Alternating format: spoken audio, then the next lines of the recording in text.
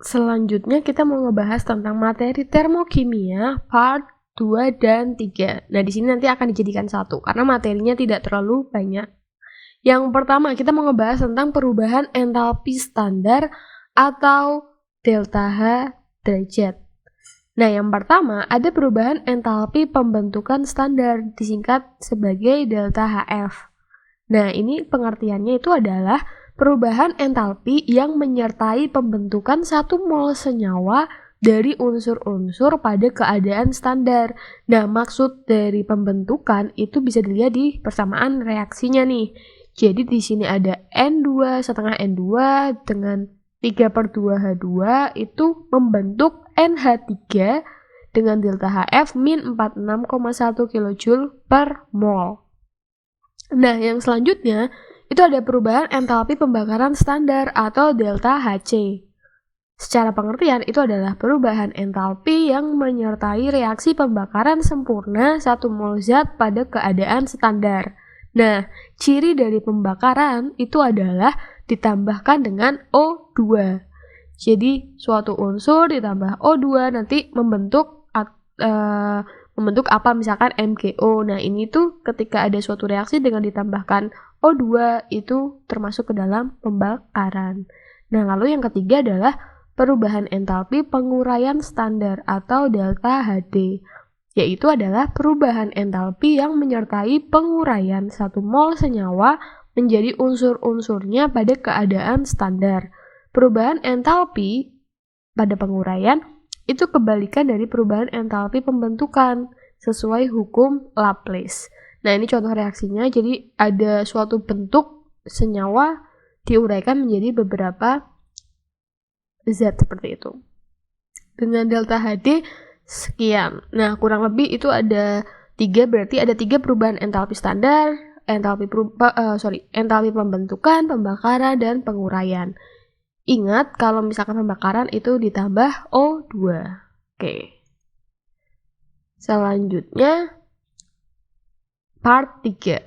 Di sini kita akan ngebahas tentang penentuan perubahan entalpi reaksi atau delta H. Perubahan entalpi ditentukan dengan menggunakan beberapa cara, yaitu menggunakan kalorimeter, data entalpi pembentukan standar, hukum Hess, dan energi ikatan. Nah, sekarang yang pertama nih kita mau ngebahas tentang kalorimeter. Kalorimeter itu adalah alat untuk mengukur perubahan kalor dalam suatu reaksi kimia. Kalorimeter itu merupakan sistem terisolasi sehingga tidak ada kalor yang diserap atau dilepaskan oleh sistem ke lingkungan. Nah, rumusnya itu ada Q larutan dengan rumus MC delta T atau macet ya biasa kita singkatnya, dan Q kalorimeter dengan rumus C besar dikali delta T. Nah, apabila Q kalorimeter itu diabaikan, maka Q sama dengan MC delta T. Sementara itu, kalor untuk tiap mol zat atau delta H sama dengan min Q per mol. Keterangannya kalau delta H itu adalah perubahan entalpi, lalu Q-nya adalah jumlah kalor, M-nya adalah massa, C-nya adalah kalor jenis, itu C kecil, delta T adalah perubahan suhu, dan C besarnya itu adalah kapasitas kalor. Paham ya sampai situ ya? Jadi ada rumus Q larutan, MC delta T, Q kalorimeter, C besar kali delta T, dan juga delta H sama dengan min Q per mol. Oke. Selanjutnya, yang kedua kita mau ngebahas tentang perubahan entalpi atau delta H berdasarkan delta H pembentukan.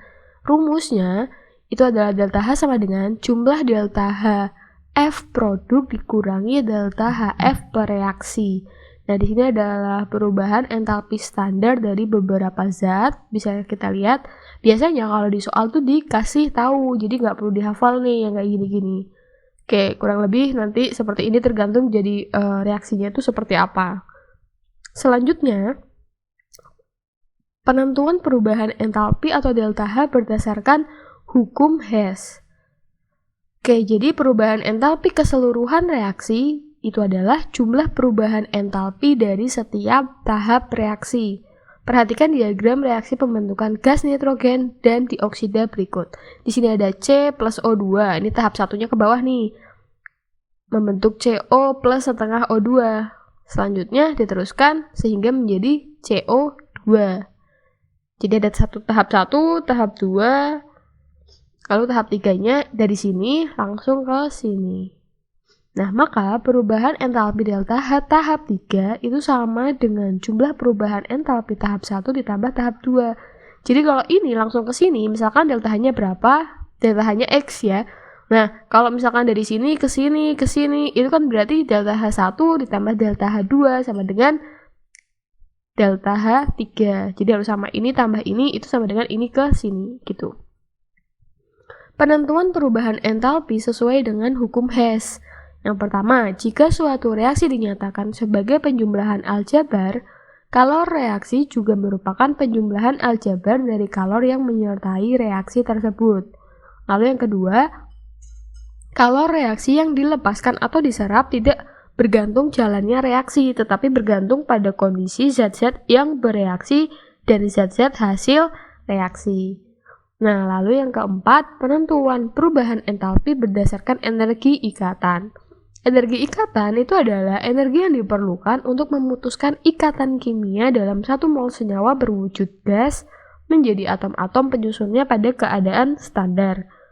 Nah, berdasarkan jenis dan letak atom terhadap atom lain dalam molekul, energi ikatan dibedakan menjadi 3, yaitu energi atomisasi, energi disosiasi ikatan, dan energi ikatan rata-rata.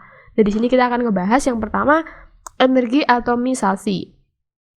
Energi yang dibutuhkan untuk memutuskan seluruh ikatan kovalen dalam 1 mol molekul menjadi atom-atomnya dalam fase gas. Misal, energi untuk memutuskan 1 mol ikatan H atau H2 dalam 1 mol gas H2 menjadi atom H adalah 436 kJ per mol.